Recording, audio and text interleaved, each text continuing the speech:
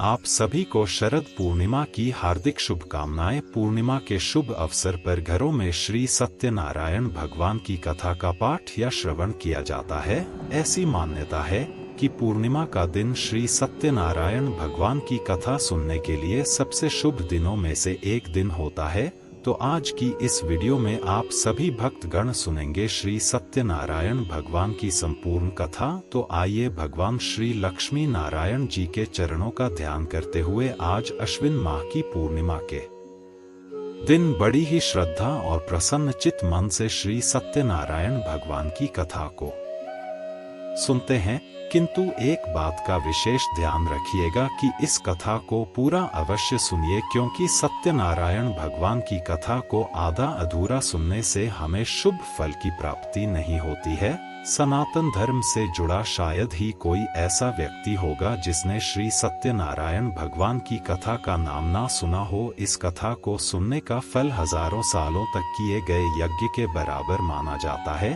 शास्त्रों के अनुसार ऐसा माना गया है कि इस कथा को सुनने वाला व्यक्ति अगर व्रत रखता है तो उसके जीवन के दुखों को भगवान श्री हरि विष्णु स्वयं ही हरण कर लेते हैं। स्कंद पुराण के अनुसार भगवान सत्यनारायण श्री हरि विष्णु का ही दूसरा रूप है। इस कथा की महिमा को भगवान श्री सत्यनारायण ने अपने मुख से देवर्ष नारद को बताया है। पूर्णिमा के दिन इस कथा को सुनने का विशेष महत्व है। कलयुग में इस व्रत कथा को सुनना बहुत पुण्य प्रदान करने वाला माना गया। तो हमारी आपसे विनम्र विनती है कि इस कथा को पूरा अवश्य सुनिए। जो लोग पूर्णिमा के दिन सत्यनारायण भगवान की कथा नहीं सुन पाते हैं, वे कम से कम भगवान सत्यनारायण का मन में ध्यान कर ले, इससे विशेष लाभ होता है। पुराणों में ऐसा भी बताया गया है कि जिस स्थान पर श्री सत्यनारायण भगवान की पूजा होती है, वहां गौरी गणेश नवग्रह और समस्त दिक्पाल आ जाते हैं। इस कथा के प्रभाव से खुशहाल जीवन, दाम्पत्य सुख, मनचाहे संतान, स्वास्थ्य जैसी समस्त मनोकामना की पूर्ति होती है। अगर पैसों से जुड़ी कोई समस्या है तो यह कथा किसी संजीवनी से कम नहीं है। प्रिय श्रोताओं, जब भी मौका मिले भगवान सत्यनारायण की कथा अवश्य सुने और सुनाए। आइए भगवान श्री लक्ष्मी नारायण जी के चरणों का ध्यान करते हुए इस कथा को सुनते हैं। एक समय की बात है, नैमिषारण्य तीर्थ में शौनक आदि 88,000 ऋषियों ने श्री सूत जी से पूछा, है प्रभु, इस कलयुग में वेद विद्या रहित मनुष्य को प्रभु भक्ति किस प्रकार मिल सकती है तथा उनका उद्धार कैसे होगा? हे मुनि श्रेष्ठ, कोई ऐसा तप बताएं जिससे थोड़े समय में ही पूर्ण फल मिले और मनोवांछित फल भी मिल जाए। इस प्रकार की कथा सुनने की हम इच्छा रखते हैं।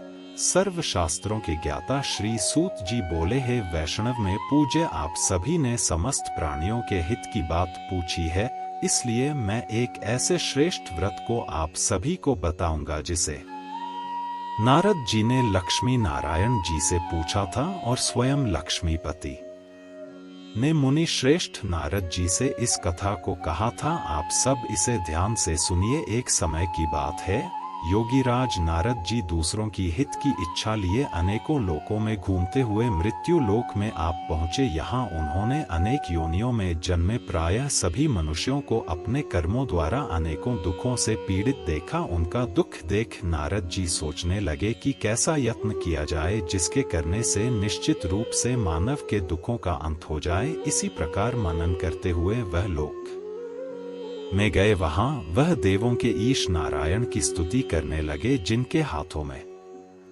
शंख चक्र गदा और पद्म थे और गले में वरमाला पहने हुए थे। स्तुति करते हुए नारद जी बोले, हे भगवान, आप अत्यंत शक्ति से संपन्न है।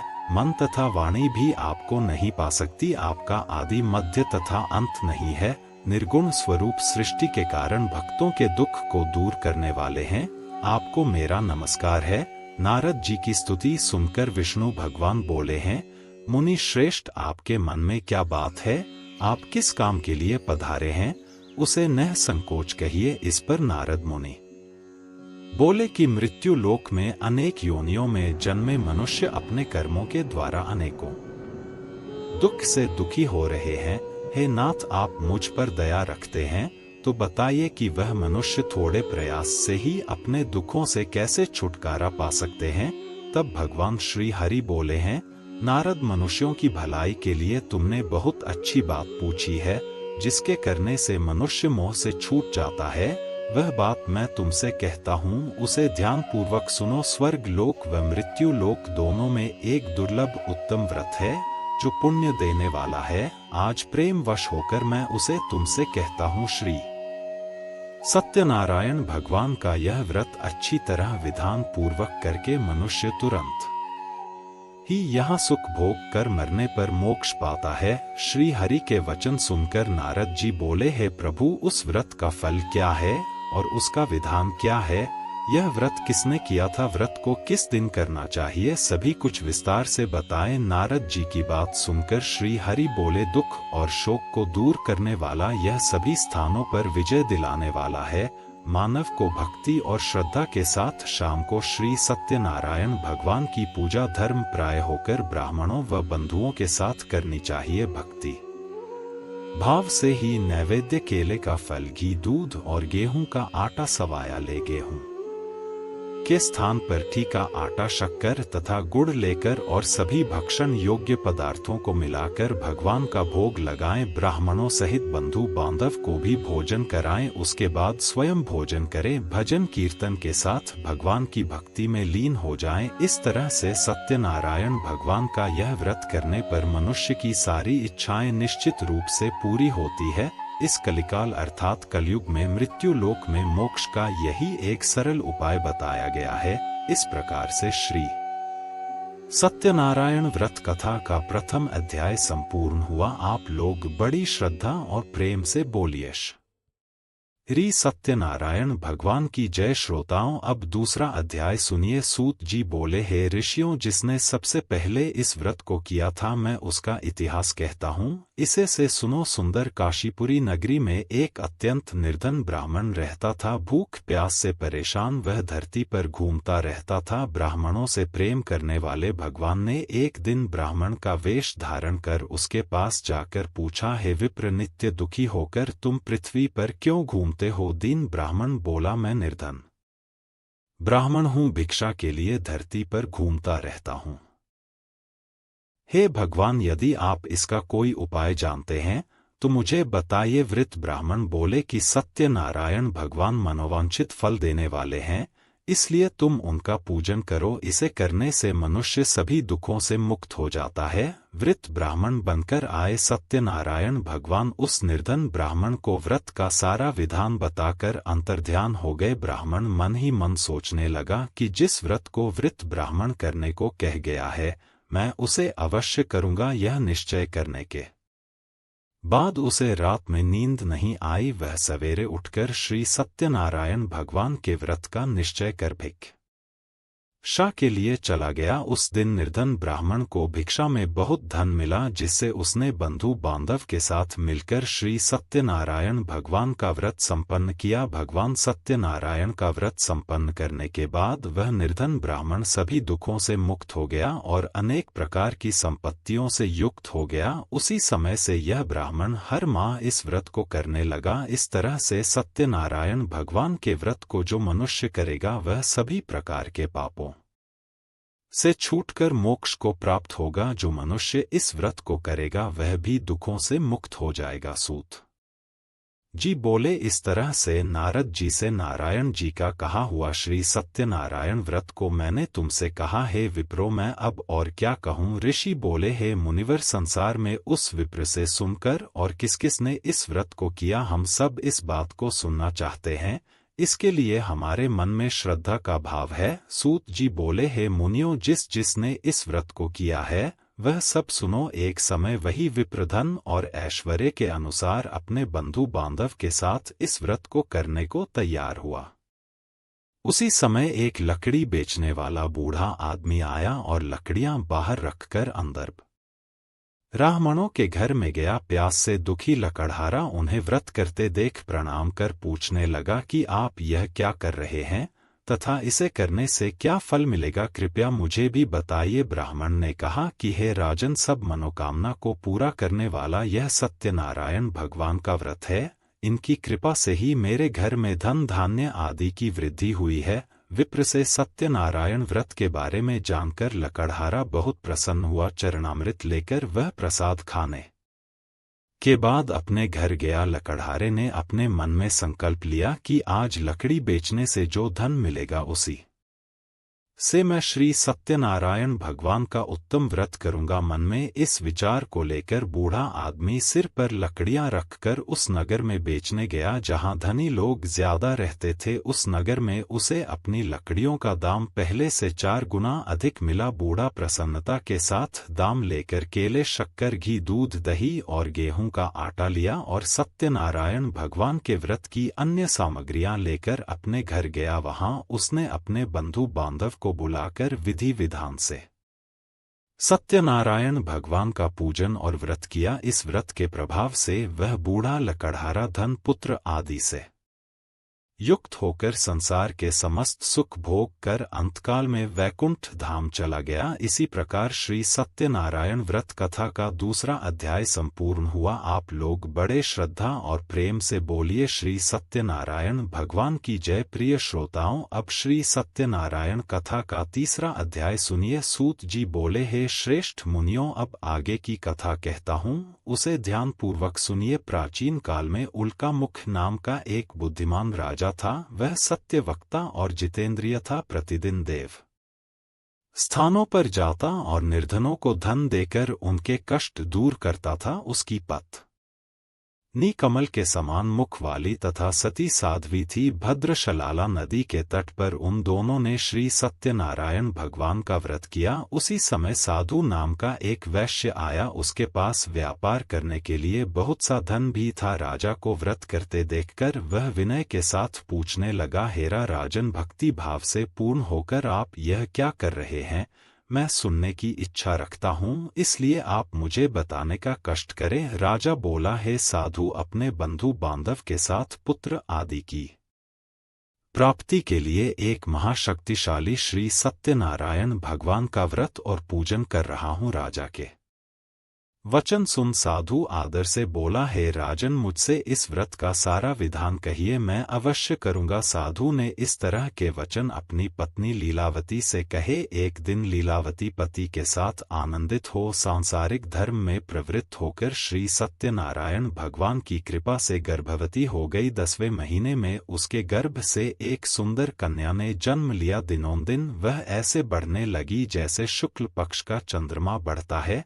माता पिता ने अपनी पत्नी का नाम कलावती रखा। एक दिन लीलावती ने मीठे शब्दों में अपने पति को याद दिलाया कि आपने सत्यनारायण भगवान के जिस व्रत को करने का संकल्प किया था उसे करने का समय आ गया है। साधु बोला, हे प्रिय, इस व्रत को मैं उसके विवाह पर करूंगा। इस प्रकार अपनी पत्नी को आश्वासन देकर वह नगर को चला गया। कुछ वर्षों के तत्पश्चात कलावती शादी के योग्य हो गई। साधु ने एक बार नगर में अपनी कन्या को सखियों के साथ देखा तो तुरंत ही पुरोहित को बुलाया और कहा, मेरी कन्या के लिए योग्य वर देख कर आओ। साधु की बात सुनकर पुरोहित कंचन नगर में पहुंचा और वहां देखभाल कर लड़की के लिए सुयोग्य वर ढूंढा। साधु ने बंधु बांधव को बुलाकर अपनी पुत्री का विवाह कर दिया।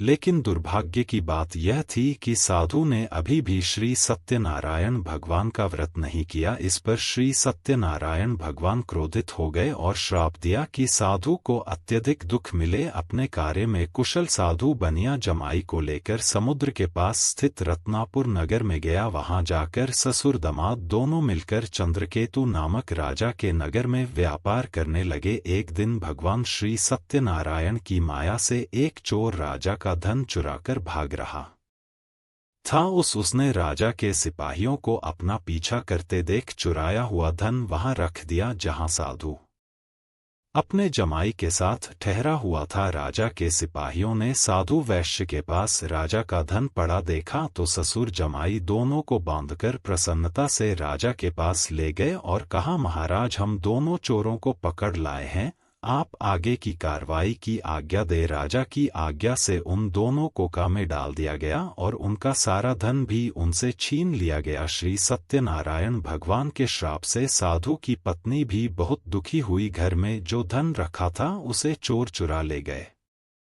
शारीरिक तथा मानसिक पीड़ा व भूख प्यास से अति दुखी होकर कलावती एक ब्राह्मण के घर गई। वहां उसने श्री सत्यनारायण भगवान का व्रत होते देखा और कथा भी सुनी। वह ग्रहण कर रात को घर वापस आई। माता ने कलावती से पूछा, हे पुत्री, अब तक तुम कहाँ थी? तेरे मन में क्या है? कलावती ने अपनी माता से कहा है, माता, मैंने एक ब्राह्मण के घर में श्री सत्यनारायण भगवान का व्रत अनुष्ठान होते देखा है। कन्या के वचन सुनकर लीलावती भगवान के पूजन की तैयारी करने लगी। लीलावती ने परिवार व बंधुओं सहित सत्यनारायण भगवान का पूजन किया और उनसे वर मांगा कि हे प्रभु, मेरे पति तथा जमाई शीघ्र घर आ जाएं। साथ ही यह भी प्रार्थना की कि हम सबका अपराध भगवान क्षमा करें। श्री सत्यनारायण भगवान इस व्रत से संतुष्ट हो गए और राजा चंद्रकेतु को सपने में दर्शन देकर कहा, हे राजन, तुम उन दोनों वैश्य को छोड़ दो और तुमने उनका जो धन लिया है उसे भी वापस कर दो। अगर ऐसा नहीं किया तो मैं तुम्हारा धन, राज्य और संतान सभी को नष्ट कर दूंगा। राजा को यह सब कहकर सत्यनारायण भगवान अंतर्ध्यान हो गए। प्रातःकाल सभा में राजा ने अपना सपना सुनाया। फिर बोले, वणिक पुत्रों को कैद से मुक्त कर सभा में लाओ। दोनों ने आते ही राजा को प्रणाम किया। राजा अत्यंत मधुर वाणी में बोला, हे महानुभावों, दुर्भाग्य से ऐसा कठिन दुख तुम्हें हुआ है, लेकिन अब तुम्हें कोई भय नहीं है। ऐसा कहकर राजा ने उन दोनों को नए वस्त्र और आभूषण पहनाए और जितना धन उनका लिया था उससे दोगुना धन वापस कर दिया। दोनों वैश्य अपने घर को चल दिए। इस प्रकार से श्री सत्यनारायण व्रत कथा का 3रा अध्याय यहीं पर संपूर्ण हुआ। बड़े श्रद्धा और प्रेम से बोलिए श्री सत्यनारायण भगवान की जय। आइए अब श्री सत्यनारायण भगवान की कथा का 4था अध्याय सुनते हैं। सूत जी बोले, वैश्य ने मंगलाचार कर अपनी यात्रा आरंभ की और अपने नगर की ओर चल दिए। उनके थोड़ी दूर जाने के बाद एक दंडी वेधारी श्री सत्यनारायण भगवान ने उनसे पूछा, हे साधु, तेरी नाव में क्या है? व्यापारी हंसता हुआ बोला, है दंडी, आप क्यों पूछते हो? क्या धन लेने की इच्छा है? मेरी नाव में तो बेल और पत्ते भरे हुए।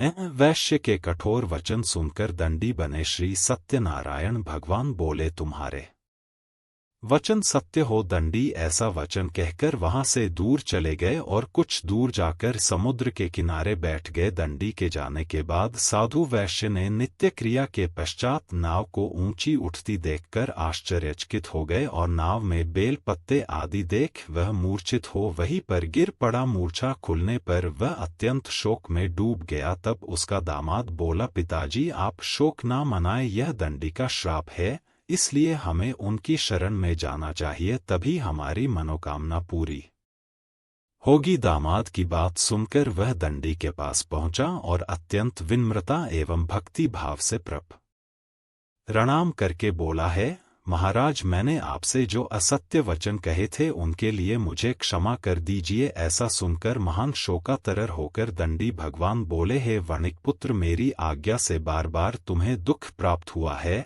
क्योंकि तुम मेरी पूजा से विमुख हुए। साधु बोला, हे प्रभु, आपकी माया से ब्रह्मा आदि देवता भी आपके रूप को नहीं जानते। प्रभु, मैं तो नहीं कैसे जान सकता हूँ। आप प्रसन्न हुए, अब मैं अपनी सामर्थ्य के अनुसार आपकी पूजा करूँगा। हे प्रभु, मेरी रक्षा कीजिए और पहले के समान नौका में धन धान्य भर दीजिए। साधु वैश्य के भक्ति पूर्ण वचन सुनकर भगवान प्रसन्न हो गए और उसकी इच्छा अनुसार वरदान देकर अंतर्ध्यान हो गए। ससुर जमाई जब लौटे तो नाव धन से भरी हुई थी। फिर वही अपने अन्य साथियों के साथ श्री सत्यनारायण भगवान का पूजन कर अपने नगर को चल दिए। जब नगर के नजदीक पहुंचे तो दूध को घर पर खबर करने के लिए भेज दिया। दूध साधु की पत्नी को प्रणाम कर कहता है कि हे माता, स्वामी अपने दामाद सहित नगर के निकट आ गए हैं। दूध की बात सुन साधु की पत्नी लीलावती ने बड़े हर्ष के साथ श्री सत्यनारायण भगवान का पूजन कर अपनी पुत्री कलावती से कहा है, पुत्री, मैं अपने पति के दर्शन को जा रही हूँ, तू कार्य पूर्ण कर शीघ्र आ जाना। माता के ऐसे वचन सुनकर कलावती जल्दी से प्रसाद छोड़कर अपने पति के पास चली गई। प्रसाद की अवज्ञा के कारण श्री सत्यनारायण भगवान रुष्ट हो गए और नाव सहित उसके पति को पानी में डुबो दिया। कलावती अपने पति को वहां ना पाकर रोती हुई जमीन पर गिर गई। नाव को डूबा हुआ देख और कन्या को रोता हुआ देख साधु दुखी होकर बोला, हे प्रभु, मुझसे तथा मेरे परिवार से जो भी भूल हुई है उसे क्षमा करें। साधु के दीन वचन सुनकर श्री सत्यनारायण भगवान प्रसन्न हो गए और आकाशवाणी हुई है, साधु, तेरी कन्या मेरे प्रसाद को छोड़कर आई है, इसलिए उसका पति अदृश्य हो गया है। यदि वह घर जाकर प्रसाद खाकर लौटती है तो उसे इसका पति अवश्य मिलेगा। ऐसी आकाशवाणी सुनकर कलावती घर पहुंचकर प्रसाद ग्रहण करती है और फिर आकर अपने पति के दर्शन करती है। इसके बाद साधु अपने बंधु बांधव सहित श्री सत्यनारायण भगवान का विधि विधान से पूजन करता है। इस लोक का सुख भोगने के बाद अंत में स्वर्ग जाता है। इस प्रकार से श्री सत्यनारायण भगवान व्रत कथा का। जय श्री लक्ष्मी रमणा स्वामी, जय लक्ष्मी रमणा सत्यनारायण स्वामी, सत्यनारायण स्वामी जनपातक हरना। ओम जय लक्ष्मी रमणा रत्न जड़ित सिंहासन, अद्भुत छवि राज स्वामी, अद्भुत छवि राज। नाद करद निरंतर घंटा ध्वनि बाजे। ओम जय लक्ष्मी रमणा प्रगट भय कली कारण, द्विज को दर्श दियो स्वामी, स्वामी द्विज को दर्श दियो। बूढ़ा ब्राह्मण बनके कंचन महल कियो। ओम जय लक्ष्मी रमणा दुर्बल भील कराल, जिन पर कृपा करी स्वामी, जिन पर कृपा करी। चंद्रचूर्ण एक राजा, तिनकी विपत हरि। ओम जय लक्ष्मी रमणा वैश्य मनोरथ पायो, श्रद्धा तजदीनी स्वामी, श्रद्धा तजदीनी। सो फल भोग्य प्रभु जी, सो फल भोग्य प्रभु जी। फेर स्तुति कीनी। ओम जय लक्ष्मी रमणा भाव भक्ति के कारण, छिन छिन रूप धरी स्वामी, छिन छिन रूप धरियो। श्रद्धा धारण कीनी, जन को काज सरियो। ओम जय लक्ष्मी रमणा ग्वाल बाल संग राजा, वन में भक्ति करी स्वामी, वन में भक्ति करी। मन वांछित फल दीना, दीन दयाल हरि। ओम जय लक्ष्मी रमणा चढ़त प्रसाद सवाया, कदली फल मेवा स्वामी, कदली फल मेवा। धूप दीप तुलसी से राजी सद्देवा। ओम जय लक्ष्मी रमणा श्री सत्यनारायण जी की आरती, जो कोई नर गावे स्वामी आरती, जो कोई नर गावे कहत शिवानंद स्वामी, मन वांछित फल पावे। ओम जय लक्ष्मी बोलिए श्री सत्यनारायण भगवान की जय। श्रोताओं, पूरी सत्यनारायण व्रत कथा का निहितार्थ यह है कि लौकिक एवं पालक हितों की साधना के लिए मनुष्य को सत्य आचरण का व्रत लेना चाहिए। सत्य ही भगवान है, सत्य ही विष्णु है।